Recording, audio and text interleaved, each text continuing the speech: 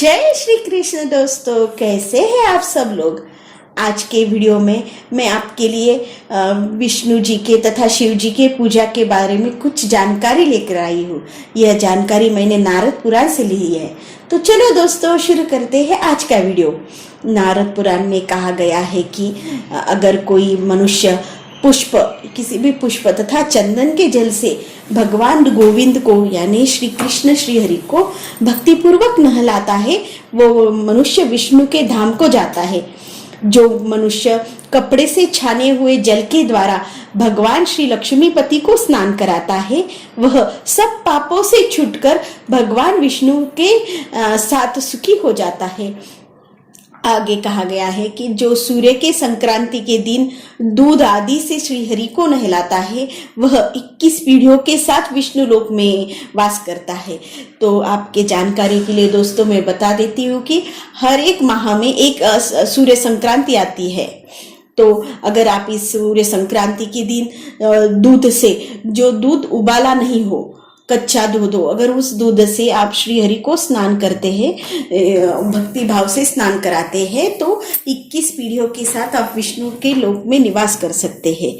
आगे नारद पुराण में कहा गया है कि शुक्ल पक्ष में चतुर्दशी, अष्टमी, पूर्णिमा, एकादशी, रविवार, द्वादशी, पंचमी तिथि तथा सूर्य ग्रहण, चंद्र ग्रहण, मनवादि तिथि, युगादि तिथि, सूर्य के आधे उदय के समय, सूर्य के पुष्प नक्षत्र पर रहते समय, रोहिणी और बुध के योग में, शनि और रोहिणी तथा मंगल और अश्विनी की योग में, और जो अन्य योग होते हैं, अगर उन योगों में एक मनुष्य शांत चित्त होकर, मौन और पवित्र होकर दूध, दही, घी और शहद से श्री विष्णु को स्नान कराता है, उसको प्राप्त होने वाला फल का वर्णन सुनो। वह सब पापों से छूटकर संपूर्ण यज्ञों का फल पाता है और 21 पीढ़ियों के साथ वैकुंठ धाम में निवास करता है। वह फिर पुनः उसका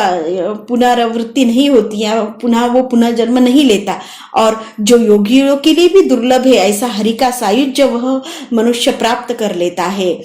आगे कहा गया है कि शिव पूजा के बारे में कहा गया है दोस्तों।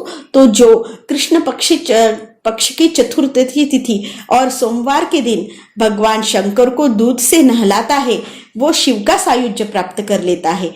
अष्टमी अथवा सोमवार को भक्ति पूर्वक नारियल के जल से जो भगवान शिव को स्नान कराता है, वह मनुष्य शिव जी का सायुज्य प्राप्त कर लेता है।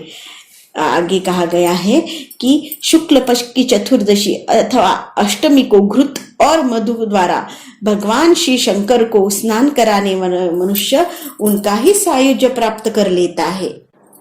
तिल के तेल से भगवान विष्णु अथवा शिव को स्नान कराकर मनुष्य 7 पीढ़ियों के साथ उनका सायुज्य प्राप्त कर लेता है। जो मनुष्य शिव जी को भक्ति पूर्वक ईख के रस से स्नान कराता है, वह 7 पीढ़ियों के साथ एक कल्प तक भगवान शिव जी के लोक में निवास करता है और फिर शिव जी का ही सायुज्य प्राप्त कर लेता है। आगे कहा गया है कि जो एकादशी के दिन सुगंधित फूलों से श्री भगवान विष्णु की पूजा करके वो मनुष्य 10,000 जन्म के पापों से छूट जाता है और उनके परम धाम को प्राप्त कर लेता है। आगे कहा गया है कि जो मनुष्य चंपा के फूलों से भगवान विष्णु की और आक के फूलों से भगवान शंकर की, फिर से बताती हूँ दोस्तों सुनो, चंपा के फूलों से भगवान विष्णु की और आक के जो फूल होते हैं ना, उससे भगवान शंकर की पूजा करने से मनुष्य उन लोकों का यानी उन देवों का सायुज्य सालोक्य प्राप्त कर लेते हैं। जो मनुष्य भक्ति पूर्वक भगवान शंकर को अथवा विष्णु को धूप में घृतयुक्त गुगुल मिला कर देता है, वह सब पापों से छूट जाता है। जो मनुष्य भगवान विष्णु को अथवा शंकर को तिल के तेल से युक्त दीप का दान करता है, वह समस्त कामनाओं को प्राप्त कर लेता है। जो भगवान शिव को अथवा विष्णु को घी का दीपक देता है, वह सब पापों से मुक्त हो गंगा जी का स्नान का फल प्राप्त कर लेता है। ये अभी जो मैंने आपको जब जानकारी बताई ये सब नारद पुराण में लिखी है। तो देखा दोस्तों, छोटी छोटी चीज़ें अगर हम करते हैं तो भक्ति से करते हैं, श्रद्धा से करते हैं, तो भगवान जी हमें क्या क्या देते हैं। तो ऐसी कुछ और जानकारी लेकर फिर से मिलती हूँ अगले वीडियो में। तब तक के लिए राधे राधे दोस्तों, जय श्री कृष्ण।